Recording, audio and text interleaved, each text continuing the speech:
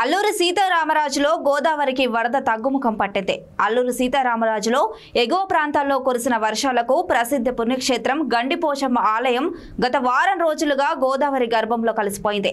2 రోజుల నుండి గోదావరి వరద తగ్గుముఖం పట్టడంతో గండిపోచమ్మ అమ్మవారి ఆలయం వరద నీటి నుండి కాస్తంత బయటపడింది. పైన అమ్మవారి ఆలయ గోపురం దర్శనమిస్తున్న దృశ్యం కనిపిస్తుంది.